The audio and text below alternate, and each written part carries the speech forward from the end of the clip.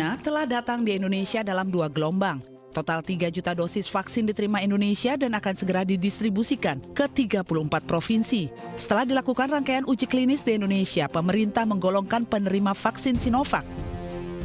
Berikut syarat penerima vaksin. Usia dewasa antara 18 hingga 59 tahun, menerima dan menandatangani surat persetujuan bersedia mengikuti jadwal imunisasi.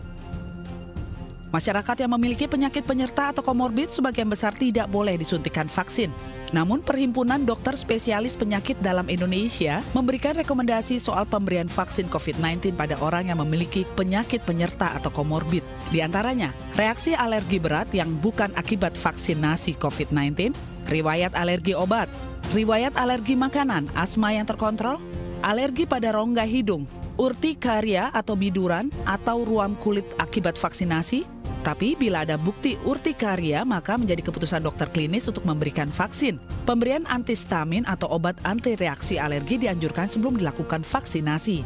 Dermatitis atopi atau eksim kulit yang terjadi akibat adanya peradangan pada kulit.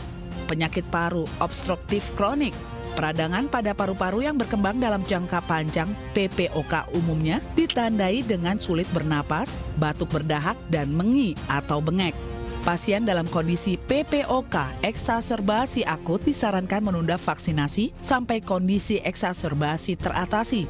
Tuberkulosis atau pasien TBC termasuk TB paru dalam pengobatan layak mendapatkan vaksin COVID-19 minimal setelah 2 minggu mendapatkan obat anti tuberkulosis. Kanker paru, pasien kanker paru dalam kemoterapi target layak untuk mendapatkan vaksinasi. Penderita HIV dengan catatan evaluasi respon imun tergantung CD4, diabetes terkontrol, obesitas tanpa komorbid berat, penyakit hati atau liver. Sementara dokter penyakit dalam menekankan sejumlah pasien yang tidak atau belum layak menerima vaksin COVID-19. Di antaranya pasien penderita komorbid yang tidak dianjurkan menerima vaksinasi adalah pasien autoimun dan penderita sindrom hiperantigen. Pasien ini tidak disarankan vaksinasi karena belum ada hasil peneliti yang menunjukkan bukti efek lain atas vaksin. Selanjutnya, pasien infeksi akut yang ditandai munculnya demam. Pasien tidak disarankan vaksinasi karena demam menjadi kontraindikasi vaksinasi. Lalu pasien ginjal kronis maupun yang menjalani transplantasi ginjal serta pasien hipertensi. Alasannya karena belum ada rekomendasi hasil uji klinis vaksin di Bandung. Pasien gagal jantung maupun jantung koroner juga tidak disarankan vaksin karena belum ada hasil penelitian yang menjamin keamanan vaksin bagi pasien ini. Selanjutnya, pasien gastrointestinal, hyper dan hipertiroid dan kanker, mereka juga tidak disarankan menerima vaksinasi karena hingga saat ini belum ada penelitian terkini yang menjamin efek lain vaksin untuk pasien ini. Karenanya, masyarakat harus lebih detail memperhatikan ketentuan sebelum menerima atau melakukan vaksinasi.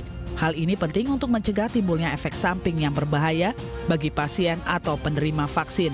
Jika masyarakat telah melakukan vaksinasi, juga disarankan tidak langsung pulang, menunggu di vaskes selama 30 menit sebagai antisipasi jika terjadi KIPI atau kejadian ikutan pasca imunisasi, seperti gejala efek samping ringan hingga reaksi tubuh yang serius seperti anafilaktik, alergi parah terhadap kandungan vaksin. Tim Liputan iNews melaporkan.